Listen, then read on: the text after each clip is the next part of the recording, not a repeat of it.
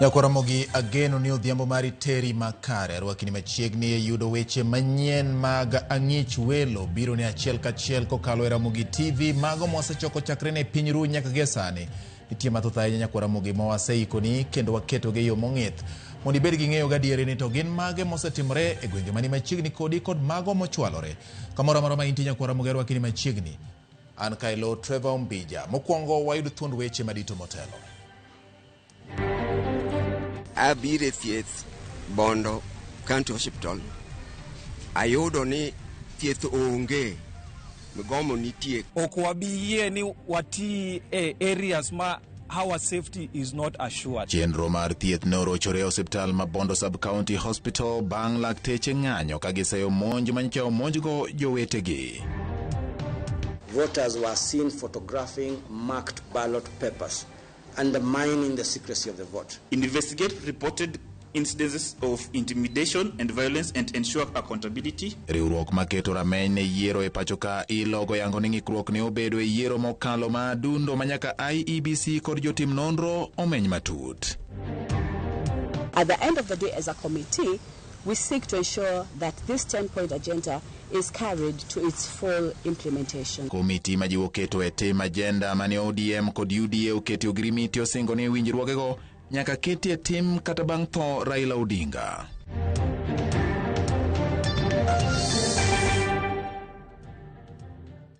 Erokamano Nyakoromogi bet thuolo mar ndiko na namba 336 Facebook Ramogi TV Kenya, mbui mar YouTube Ramogi TV Kenya, X en @Ramogi TV KE.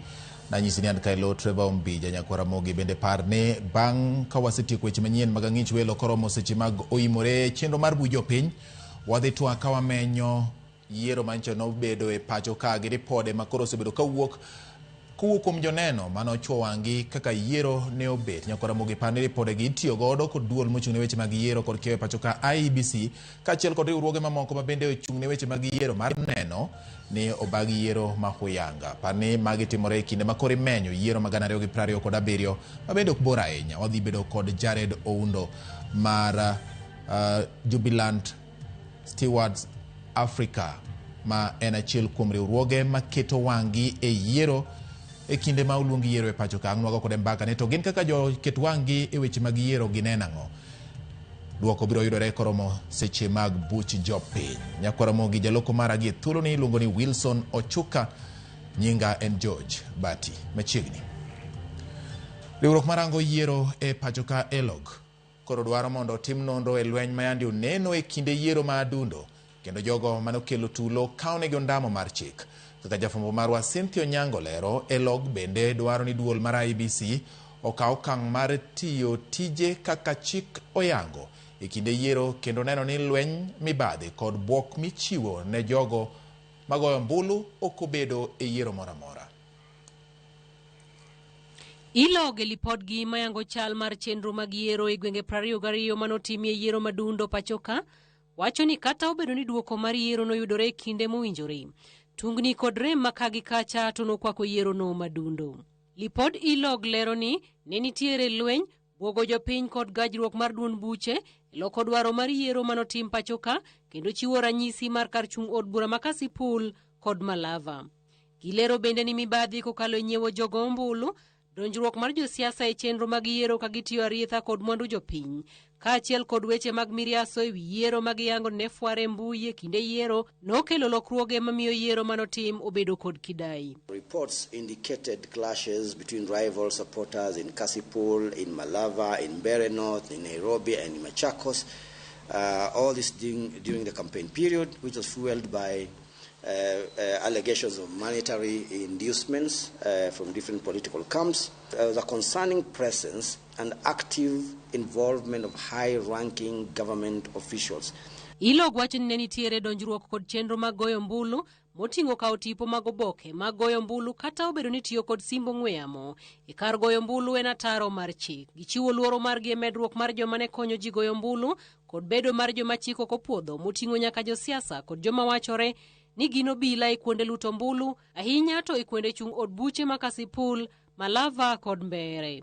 Voters were seen photographing marked ballot papers, undermining the secrecy of the vote. Unauthorized persons were allowed to access the polling stations without the required accreditation badges. For example, in Malava, examples are Malava, Kasipul, and Mbeere North, where this was noted. Ilog dwaro ni obila unon timbe njore duto, mano oneno e kuonde goyo mbulu, kochakore e kinde campaign, kinde goyo mbulu, nyaka saa chiwo duoko kendo jogo ma oyudi kod ketho mar lweny kod bwogo jopiny, kaunegi ondamo mager mar chik. Investigate reported incidences of intimidation and violence and ensure accountability.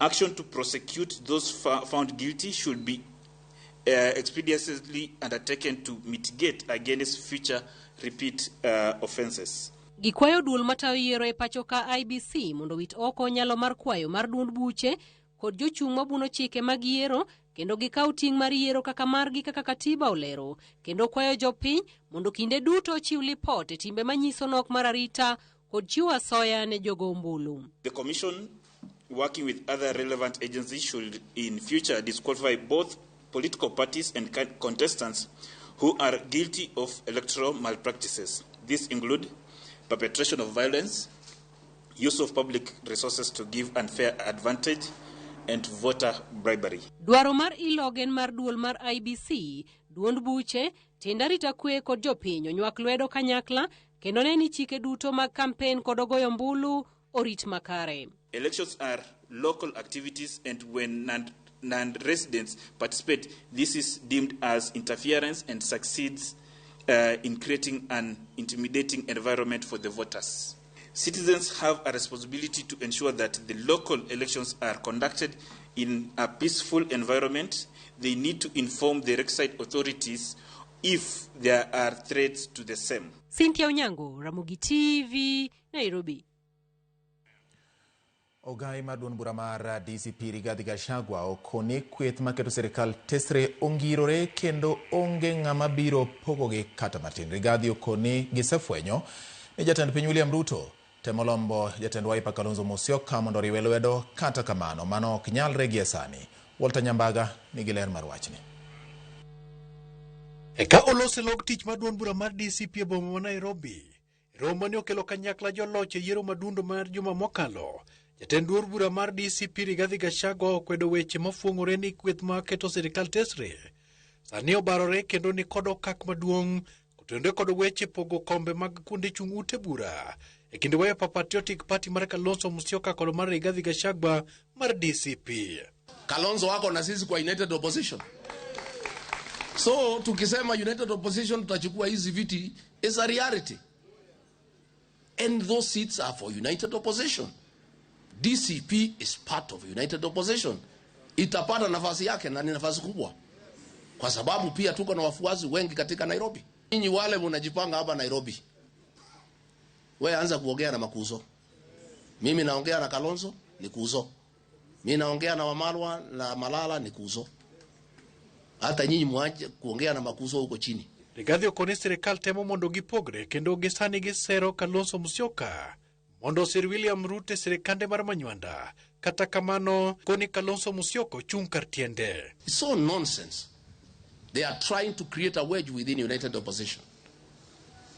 The correct position is, and I said, the United Positions will take 16 out of 17, and even that, the 17th one, if tukijipanga vizuri, we will take 17 out of 17. You know, people are trying to think that they can get Kalonzo away from the United Opposition. You are daydreamers. And Kalonzo himself has said, the spokesman for the cousin movement is Rigiji. So, if William Ruto wants to take Kalonzo, you come and talk to Rigiji. And William Ruto, because you call me a tribalist, the day you come to Amunyoro, you come with a translator. Gachagua koni duond buche mar DCP ongirore mokalo kendo biro medo yombo nyake komar tend piny 2027 e kod kombe mamoko oko mar Mount Kenya kod Nairobi. I said that DCP is in talks with Wiper and other parties in the United Oppositions. And we have looked at the formula in Nairobi, regional composition, party loyalties, and past performances. And we have come to the conclusion that the united opposition can take 16 out of 17 seats. DCP is a national party. Muliona tuliweza enda kule Western Region kwa ngombe ya ODM tukachukua kiti yao. Tukaenda pale Masaini tukachukua kiti yao. Na kuhakikisha kwamba DCP ni chama cha kitaifa. Gikwero tulo kendo gichiko mondo IEBC kanyakla kod bad migao mar obila otim nondo kendo mako jonjore maketho romo margi kinde ka kinde. Criminals came and attacked us in church. They were driven away by Christians. They came back, backed by police with guns and fought us. Walter Nyambaga, Ramogi TV. Yakoromogi komiti matayo chenro mar keto e tim weche apar manochwe kogno kod jatend piny William Ruto kaachiel kod mosenindo Raila Odinga osingo mar timo kare mar keto e tim ogirimiti makamano. Jakom mar komiti no oyango ni keto e tim winjruok makamano en achiel kuom chopo lek mag piny Kenya mag dongruok kod rapar ne mosenindo Raila Odinga. Efinyakidi nigi mathoth. Tarik 7 dwe mar adek higani e kar bagoromo ma KICC bore Nairobi, jatend piny William Ruto kaachiel kod mosenindo Raila Odinga nochwoyo kogne ogirimiti mane oriedo agenda par madito kata 10-point agenda. Ogirimiti mabende negeto keto e tim paro mag lipod NADCO. Kagiloso e kaunti ma Machakos, komiti mochung'ne keto e tim winjruok makamano wacho ni kata obedo ni tho mar Raila nokelo buok ne komiti no kod piny Kenya mangima, singo margi en ni nyaka gikete timo kenge apargo kaka yor paro kendo dhi nyime gi chenro mar Raila nosechako. We are also looking at issues of debt, issues of corruption, issues of inclusivity, all these issues moving into detail to see whether the infrastructure that has been put into place has actually been able to implement, and we are coming to oversee where that process is. In other words, then we'll be able to come and advise and say, these are the missing gaps. Here is where we need to have coordination. At the end of the day, as a committee, we seek to ensure that this 10-point agenda is carried to its full implementation. Jakom mar komiti no Agnes Zani olero ni pod gimedo romo kod jokanyo e sectors mopogore opogore kendo bang'e gibiro cholo lipot margi e wi okang' magisegoyo. Bende omedo ni weche mag siasa ok bi chungo tij komiti no mani okenge apargo gin mago makonyo dongruok kod bero weche mag telo pachoka. The committee continues to actively oversee the implementation of the 10-point agenda by meeting stakeholders in social, economic and political spheres with the aim of making the nation better for all. You might note that in each of the 10-point agenda, we're addressing critical issues that Kenyans have raised and harmonized. Another way of looking at the 10-point agenda is to look at it as the roadmap for development for our country. Motelo nema ogai mar ODM Oburu Oginga nyo wacho ni piny owacho nyaka koro chopi dwaro mag ogirimiti no kaka yor tieko chandruok mag oganda jo Kenya. Our party must be made strong, and I want you members of ODM to be proud. You should be proud, but we should work hard, because if we don't work hard and make our party strong, we are going to be taken for granted. And we don't want to be taken for granted, because we are a party with a vision. We are a party with a mission, and we cannot fail to work for our people. We want to continue to work for our people. We are in the arrangement of broad-based arrangement where we have 10-point agenda which we want to see implemented fully before 2027 elections. Efinyakidi, Ramogi TV. Owuoke mag wadonjo weche motendore kod weche mag thieth. Chenro mag thieth norochore e kar thieth ma Bondo Sub-County Hospital bang' lakteche kod jochiw thieth bolo tijegi piny mariwore kod jowetegi manyocha omonji kod jotije mag kaunti ma Siaya otieno mar tarik 30 mar dwe mokalo. Laktechego wacho ni ok ne gidogi tich ngang' nyaka jowetegi yud ratichgi e kinde ma tend kaunti ma Siaya to kichore gi chien e wach monj makamano. Steve Viko nigi ler mathoth kowuok Siaya. Mae chal mar od thieth ma Bondo Sub-County Hospital ka dhot olor kendo jotuo ywe tie yien e kinde ma chenro mag thieth ochungi. Moko kuom jotuo mochopo kae loko gi apiko mokelogi ni mar thieth onge. Mae biro kaluwore kod ng'anyo mar lakteche kod jochiw thieth moramo ni ngang' ok ginimul gige thieth. Abire thieth Bondo County Hospital. Ayudo ni thieth onge, migomo nitie, koro adok moko thiedha. Kawuono riwruok mar lakteche KMPDU kod mano mar nurses noriwre gi jochiw thieth ma Bondo kaka yo mar chung' kod jowetegi manyocho monji gi jotije kaunti ma Siaya otieno mar tarik 30 dwe mokalo gino magikwedo. Sunday gotieno sama healthcare workers netiyo matek ka giwinjo koyo, ka gidil gi emergencies, nitie goods manobiro ka wacho ni gi are from the topmost office mar county to gigoyo healthcare workers a casualty, gi brutalize our healthcare workers, gi harass our nurses. Ne giparo ni gin gi powers kendo gin well connected. Gipenjo gimomiyo daktari dhi mana omeode to nego bede iye ka. Ging'e maber ni Bondo wan mana gi dakteche ariyo madongo ma ondik gi piny owacho, kendo jogi iluongo gi mana sama nitie emergency to gibiro to gi atento. Koro nikech power, jogi paro ni ginyalo mana intimidate jotije piny owacho kaka ginyalo. Tim mar monjo jochiw thiethgo biro mana ndalo manok kende bang' kweth moro monjo kendo rodho nurses ma Siaya e rangach mar log tich mar kaunti no. Kuom mano, jochiw thiethgo koro ywago lwasi mar tich ma giwacho ni orochore mokalo e kaunti ma Siaya. Ok wabi yie ni wati e areas ma our safety is not assured. Koro kawuono wan gi total shutdown mar healthcare services in Siaya County. Nyaka our safety bed assured in our hospitals. Kalure kod oboke manogol kod apisi mar jagoro mar kaunti ma Siaya Joseph Ogutu, nonro margi yango ni onge jatij kaunti moramora mano monjo jochiw thieth Bondo. Oboke no lero ni jotuo ariyo nochwal e od thieth gotieno mar tarik 30 ka gin kod adhonde mag lisasi. Achiel kuom gi nowito ngimane kama achiel to noring godo nyaka e od thieth ma Siaya County Referral Hospital kama oyudie thieth.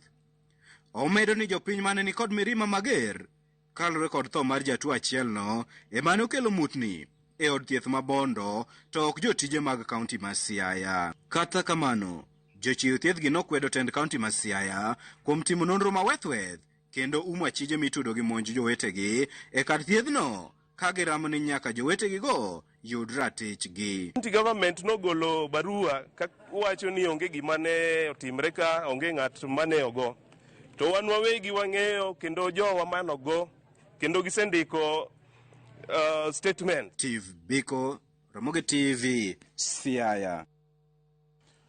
Owuok Siaya nyako Ramogi odhi motende kod wuodh jatend piny oko mar Kenya. Jatend piny Kenya William Ruto ochopo e boma ma Washington DC e piny mar Amerika kama odhi bedo janeno e chenro mar keto winjruok e kind piny mar DR Congo kaachiel kod Rwanda. E limbeno ma ogwele gi jatend piny Amerika Donald Trump, Ruto bende dhi bedo e lalruok kod keto koke winjruok gi pinyno ahinya to e chenro mag siro thieth. Winjruok e wach thieth en mane kata mano mageto jiwo tegno mar thieth ma nengone ogonyore kata universal health coverage. Ruto bende dhi bedo gi lalruok gi tend Amerika e wi weche mag ohala, keto mwandu to kod arita mag pinje ariyogo.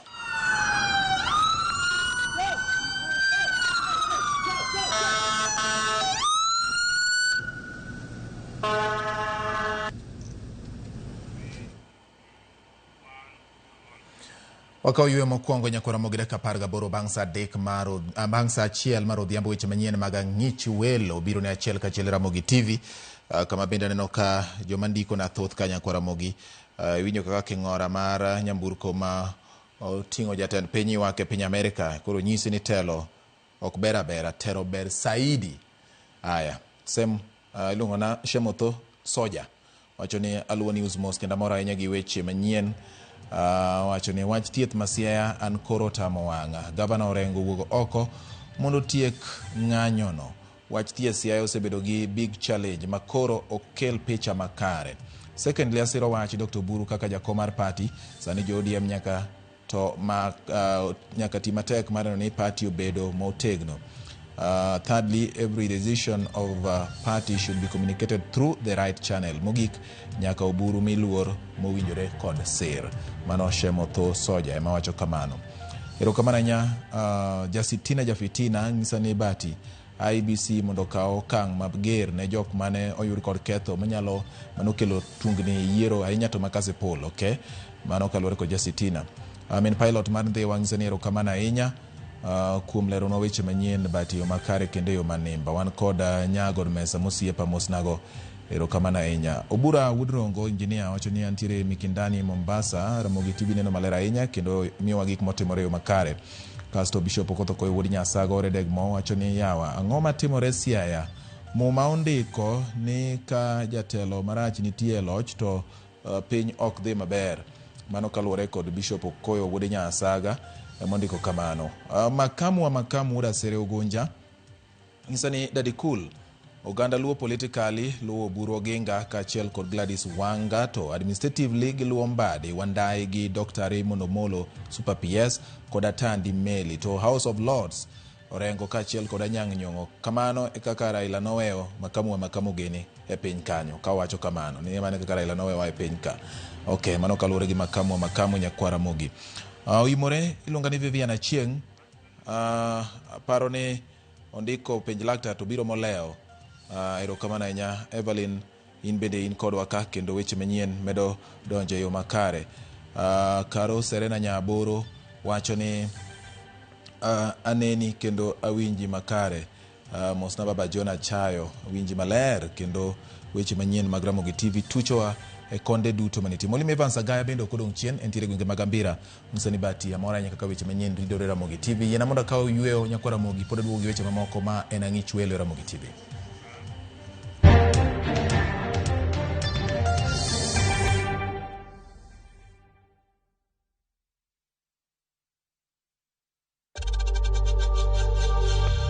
We know times are tough, so save money by buying airtime from M-Pesa to any network with zero transaction fees. Dial *487*2# and get your airtime PAP with zero transaction costs. FOMO? We say no more FOMO. Not when you have happy hour. Scroll, stream, post, and play endlessly. It's your time for unlimited fun. Because when you have the happy hour bundle, you can do kila kitu. This is huge. At only 19 bob for 1 hour or 45 bob for 3 hours. All you have to do is download and use my Airtel app or simply dial *544#. Always be in the know. Buy the happy hour bundle today. Now bado tuna grow. Airtel.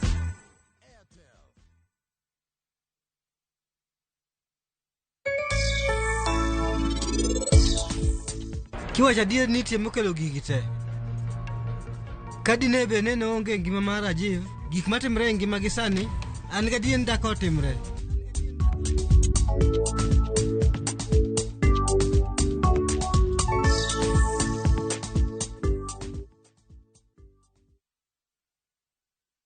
Chakre Donam Lulwe, nyaka enderni mag boma maduong'. Pesa ka pesa nigi sigande. Kae en kardak mar joloko hala. Growth wa mostly bedo attributed to consistency and hard work. Kokalo kuom jo ohala manyiso rieko margi e ohala mopogore opogore. Ka gima nyaka ikuongo ing'i en location kamidwa kete dukano. Wapuonji timo ohala okang' kokang', kaka ilose, kaka ipidhe modongi, nyaka kaka irite mondo odagi. Siri mar business wane gimomiyo osebudho kabisa eni itiye gadier. Kae, kama timo gik moko gi kinda, romo gi rieko, kod lek mabedo adiera. Watemo choko artifacts mag luo, to watiyo kod gas decoration e ot ka. Ohala gi mwandu, gi Cleophas Oluoch, tich ang'wen, saa 1:45 otieno. Kik bai.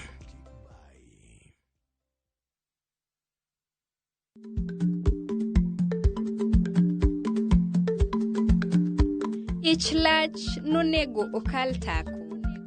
Ma tiende ni bedo gi miluma mar yako mang'eny nyalo kelo rach.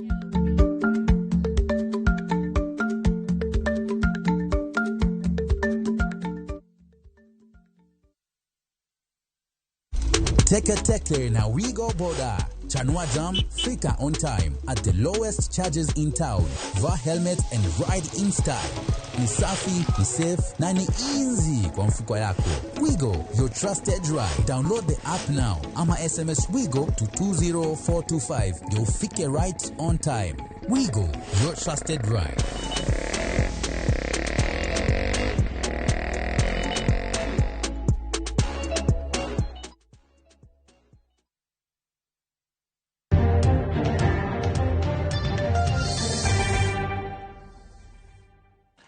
Machini kendo nyakora mogi wadhi nyime gi weche manyien mag ang'ich welo. Gavana ma Nyamira Amos Nyaribo rito ng'eyo okang' ma od bura mar Senate dhi kaone bang' kawo kinde mage ne obedo gi thuolo mar odiechieng' mangima e rakore gi senators e yor chik e wi okang' ma yande okaw gi od bura mar kaunti ma Nyamira mar thiche oko e apisi.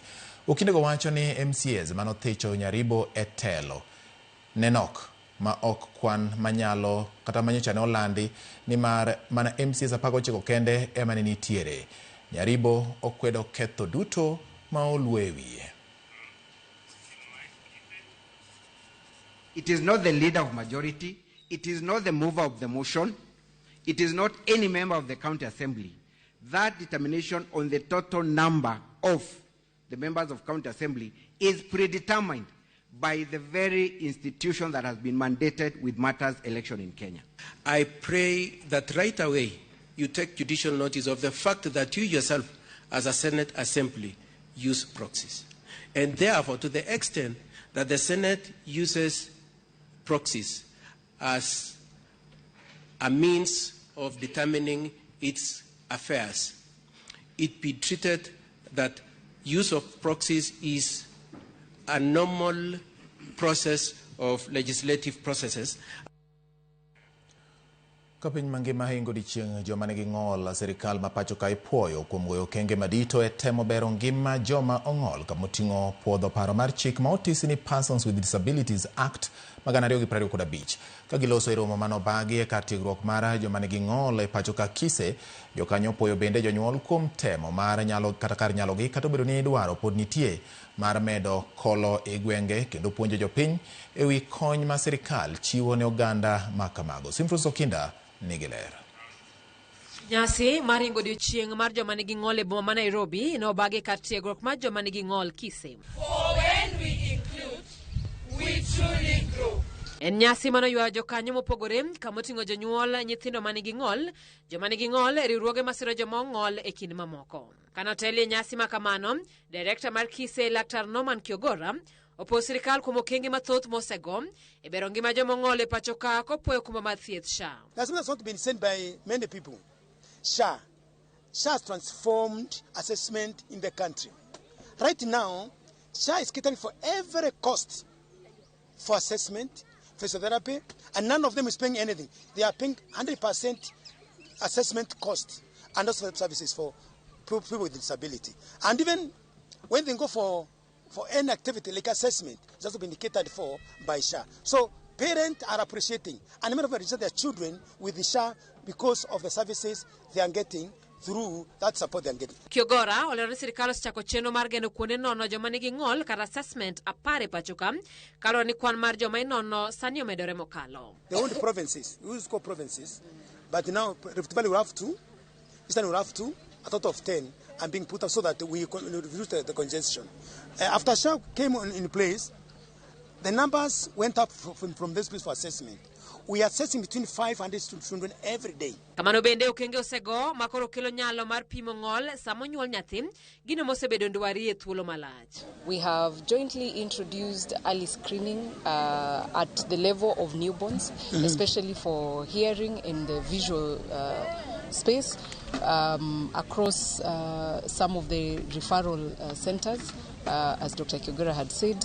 And today, our healthcare workers have the capacity across the 47 counties to begin screening for disabilities early. Kata bedo ni piny Kenya dhach mabere konyo jomong'ol, achiedh nade mapod tama en lando ng'eyo ne jonyuol ahinya modak e gwenge kod nyalo chopo mwandu mag konyo jomong'ol dago ngimagi mapile. There are so many parents out there where there is no technology actually, who are not even aware of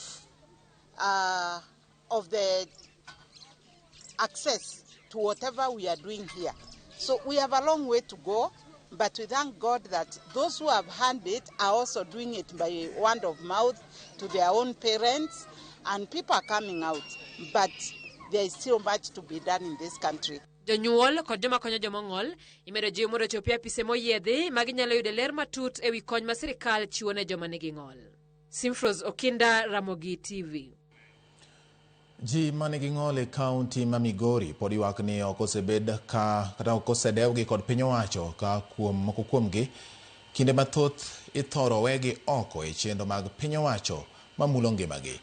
Giwuoyo e kinde nyasi mar dhialo odiechieng' mar ji mani kod ng'ol e piny mangima. Jafwambo marwa Jojuma nigi ler ewi wachni. Joma ong'ol e kaunti gwenore kod jowetegi e piny mangima e dhialo odiechieng'no mar jogo mong'ol e piny mangima. E kinde nyasi margi manobagi alap mar skund paemano mar Migori, jogo mong'ol ne wane piny owacho ok osebiro kadewogi e wechego mag somo, nweng'o kod mamoko. Lokruoge moko winja ni lokruok moko bet ka wan ok oketwa. Kitimonwa gimoro to kiketowa. Kari timo ng'ane, itimo gino ne ng'a. Ane mine, ane wuone, ane youth. To malemavu poka winjo, atol poka winjo kiwacho ni ane malemavu aside. Joma ong'ol gi kawo tele ko jakom mag David Omuga wach ni piny owacho ok osebiro ka koro nywando pachgi e chenro mag dongruok mopogore opogore ma bende koro mulo ngimagi. Kigero ot, kigero ofis, osiptal, wae gimiketo ni keto steps. We auto bed thuolo ma ng'ato nyalo donjo. Kaka sirikal, an awuotho gi wochegi machal kamagi. Migori County ka onge workshop manyalo loso woche nani. Nyisa uru kako nega tim nikech okan ja Nairobi aja Migori County. Giwach ni ng'eny gi pod yudo pek e yudo gige ma gitiyo godo e wuoyo kaachiel kod wuoth. Kabede piny owacho bende oserem kata ndiko jogo eko manyalo konyo jogo mantie kod ng'ol mar wach kata momo e kuonde kaka osiptende kod mamoko. Ng'ato ok nen timiye gimondigi kalam, ichalo ng'ama yanye, ichalo ng'ama ochaye mogik.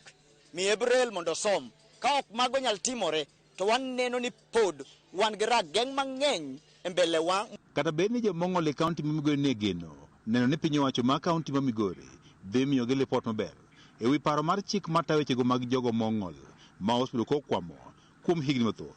Geno margi ne ogore piny e lwanda. Awacho ni bil marwa pok owuok, to kawuono ni ageno ni miyo wago. Ageno ni kawuono ni nyiso wago. Nikech en gima wasekedone, en gima wadwaro, en gima warito. Tunahimiza mheshimiwa governor, bili yetu imeenda, imefanywa kila kitu, imefikia kwa meza yake. Kusaini hiyo bill iwe act, watu waanze kufurahia. Bado tunaendelea kunyanyaswa kwa hii county government. Apisa maduong' e migawo mochung'ne oganda kidi kod timbegi e kaunti ma Migori Ngero Sogwang' ni wacho ni paro mar chikni idhi kal mondo koro bed chik e kinde mar dweche adek mabiro. Kaine sani nitie fuondi mag paro mar chikni ma pod giloso. We are continuing to align the PWD bill, which will be pivot to our success, especially to persons with disabilities in the county government of Migori. Ngiri Ogwang' wacho ni kaunti ma Migori osetimo mathoth ne jogo modak kod ng'ol ma oting'o miyogi omenda mar timo ohala. We have improved accessibility in several public institutions, including health facilities, administrative offices, and learning centers that are provided by pediatric wheelchairs to the young ones by His Excellency the Governor. Through expanded also assistive supportive device, including supply of hand crutches to help persons with disability. George Juma, Ramogi TV, Migori. Osuru nyakwara mogi migawo mochung'ne mwandu mane buolo sidho ayanga ikruok mar chako chenro mar kunyo mula mar mula e kaunti ma Siaya kod ma Muibona e kaunti ma Vihiga dwe mar 6 higa manyien ka geno nitie ni obiro chuogo thuolo mag tije kendo kelo konyruok ne jodak e kuondego kod Kenya mangima. Jagoro mongirore migao no Harry Kimtai wacho ni piny owacho mamalo kod mag counties dhi tiyo kanyakla e neno ne oganda ma odar e miechgi nikech ikruok mar chenrono obiro yudo chudo magi ka bende ibiro nywandgi e chenro duto mabiro dhi nyime e gwengego. Bende chenro mag rito alwora ibiro mi maino kaka yor kedo kod kethruok mabiro nikech kunyo mola ka komiti moyiedhi bende osechuogi ma bende biro bedo kod ting' mar rango tije madhi nyime e alworago. Measures have been taken. What I want to assure the public is we're going to go as per the guidelines set by the government, and we have valuation currently which is still going on the social economic side.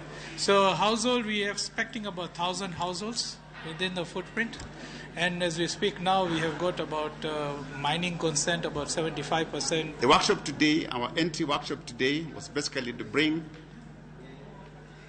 the two counties through the county commissioners and the county government, where the two levels of government have agreed to support the investor. Jokanyo mang'iyo arita mag lowo koro jiwo jopur mondo ti gi yore ma ok mi lowo lal ndhadhu ma gin godo. Giwacho ni gi sani piny Kenya lalo omenda maromo bilion 170 nikech koso ndhadhu mar lowo. Jokanyogo mane obedo gi twak gi jofwambo wacho ni gi sani gisetiego jopur maromo 228.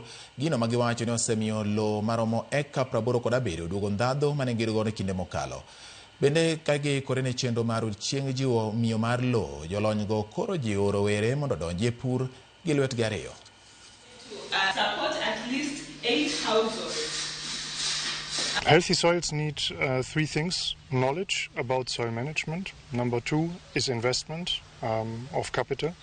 And number 3 is institutions that provide a favorable environment for farmers. Ndhadhu mag lowo mag Western Kenya osebedo ka nigi tabu sana. Jopur ywak ni ok giyud yields maber. Iwacho ni lowo margi ok migi cham bedo maber, kendo jopur bedo gi kech. Koro chenro mar soil ni obiro mondo tieg jopur, opuonjgi weche mag conservation agriculture, opuonjgi kaka wanyalo duoko ndhadhu mag lowo moselal kuom higni mang'eny mondo jopurwa kata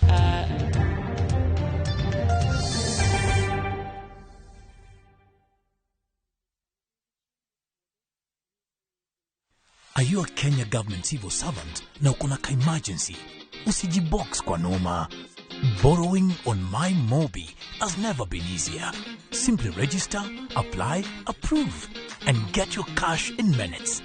Dial *531# and get up to 20,000 shillings to sort your emergency and pay from your next payslip. No paperwork, no drama. Ni wewe tu na simu yako. With MyMobi, now you're in control.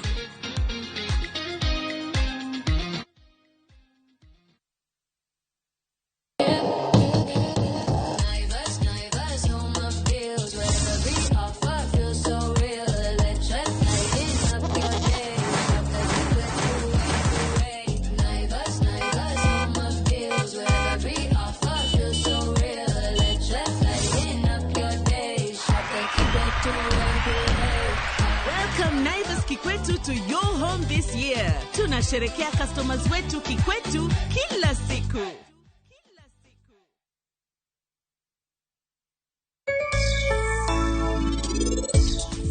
Belta nyalo budho kapo ni pok iyudo chiro. Koro ing'eni dhi bukegi, inyalo dhi bukegi buru kata idhi dwaro yien mag gine gieki, mag agrovet gieki. To budho nyalo kata tieko nusiga.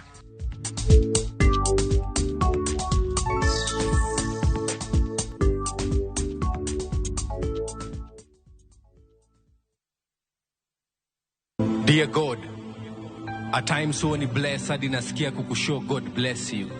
Over time ume succeed kuni make happy. I wanna say I'm proud of you. Kuna vitu most zime happen kwa life yangu. Looking back, that must have been you. You are love. Sijui kama ina make sense kusema I've fallen in love with you. Dear God. Kupata wimbo huu, kama sikiza tune yako, bonyeza *811*217#. Kumbuka, Skiza na Citizen ndio nyumbani kwa wasanii wote.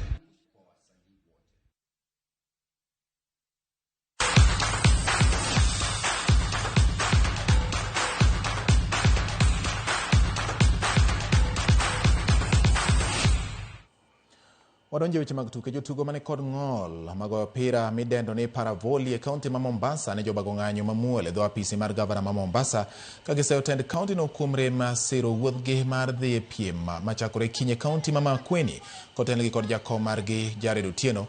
Jotugo maromo 24 koni tend kaunti no osebedo ka chiwo negi singo mar sidho wuodhgi mar dhi e piem gi kauntis mamoko e pacho ka, singo ma ok osebedo ka chopo e wang'e. Gikoni piem madhi timore Makueni en mano madhi chuogo jotugo mabiro dhi e piny China higa manyien kendo dhi kelo kanyakla jowetegi mawuok e counties mopogore opogore pacho ka. Today is our last day. Tunakuomba, tunataka kuenda Makueni. Kama ingekuwa ya siasa ya ODM, vile tuliona vile ulifanya pale mama mgema, tena ulifanya sana. So hii pesa yetu kidogo, afike hata 300,000. Tunakuomba ili timu aende Makueni kwa nini? Kwa tournament. Kwa sababu hii tournament ni muhimu, ni ya selection ya national team ya kuenda China next year. Sasa mimi tunataka kujua president wetu William Ruto autoange pesa kwa magavana wetu wa Mombasa, unatoa tu pesa kwa gavana wengine wa kaunti zingine, ama kunakuwa aje? Sisi walemavu wa Mombasa hatupati pesa zetu, hatupati pesa zetu za sport. Hata sasa hii president unajua kwamba tunaenda pale Makueni kucheza, ambaye gavana wa Makueni anajua kwamba ana tournament pale Makueni. Tunataka tujue pesa yetu inaenda wapi. Hiyo tu ndio maswali yangu. Uongozi wa Abdulshamed ndio kiongozi wetu. Hakuna kitu wanga na tusupport nao sisi walemavu. Hata ukiangalia jezi zetu zenye wanga tunavaa ni venye hatujakuja nazo bado hazijafika. Ukiangalia jezi zenye tunavaa jezi zimeandikwa Jomvu County. Hana, ni badi ndio umeatunulia jezi, mipira, neti. Gavana wetu wa Mombasa hatushughuliki sisi. Riwruok matayo tuke mag adhula e pinje Afrika CAF obago puonj moyiedhi ne jokudh firimbi mabiro tayo tuke mag AFCON e piny mar Morocco. Kaluwore gi telo mar CAF, jokudh firimbi duto moyier nyaka yud tiegruok mowinjore mar miyo okang' mora mora magikawo e kinde mag tukego bedo mano ma ji duto nyalo yiego. Jakudh firimbi ma Kenya Peter Waweru en achiel kuom jok ma yudo puonj makamano. Onyiso moro mare kowacho ni puonj makamano dhi medo dongogi e tijgi mar kudho firimbi, kowacho bende ni gik ma ipuonjogi thoth moloyo mana kudho firimbi kende. Bende opuonjgi kaka ibiro ti kod masinde mag VAR e kinde tukego.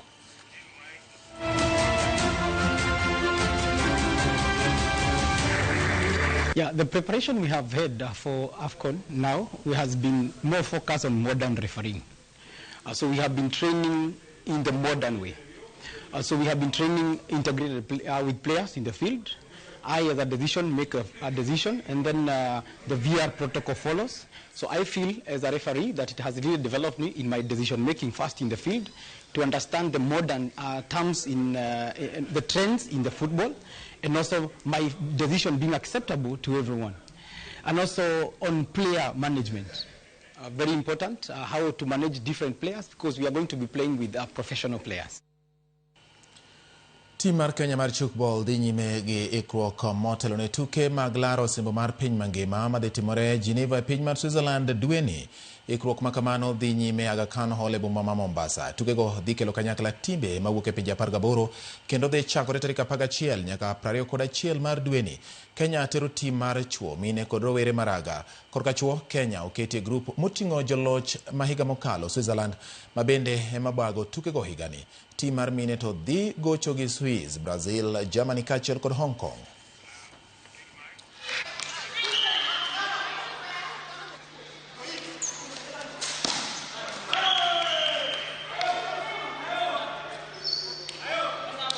We have 27 players right now in camp. The 27 mean 18 girls and 9 boys. Each team has 9 players. I'd mentioned that we have 3 teams here. That's where we are. Right now we are doing what we call the finishing stages with our training. We are working on our defense and we are also working on our offensive. And I want to believe we will be good to go. Our team is good and we believe in the boys and girls. Our group ambayo tumepangwa ni it's quite a healthy competition because tuko na Italy pale, tuko na Switzerland, hao walikuwa finalists in the last Geneva Chukball Indoors. Na we also have France and Cameroon. Cameroon wanajiita African Giants, but sisi tumejipanga na tunaamini kuwa our training is enough to take them down. Training so far has been good since we came to Mombasa. We have been joined by the under-18 team, and we've been training together. Bonding has been nice. So far, so good. I can say we are expecting good things.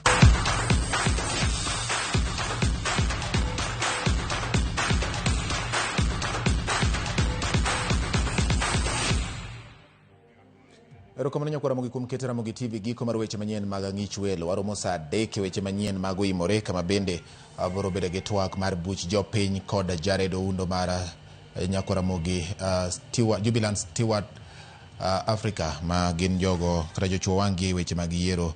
Bahati majuoni nyakwara ng'ong'a nini malera ahinya kendo amora ahinya kod kaka weche manyien biro. Jaro Soja nyisa ni ne yo makare kendo mora ahinya gi Ramogi TV. Weche manyien donje yo makare ka giayo Rako City Stadium. Biro neno kaka weche dhi nyime kaka chendo mag dongruok. Derek Olo Wood Ambori Public Jakibigori Block 7 wacho ni antiere kondele Kisumu aneno makare kendo weche manyien mag Ramogi mit ndi wewe gi kanyo matin kamano ka waduogo kod mathoth saa 3 bende wayudora yuda ka e Ramogi TV. Jaloko maro osebedo Wilson Ochuka, nyinge en George Bati. Oriti masani.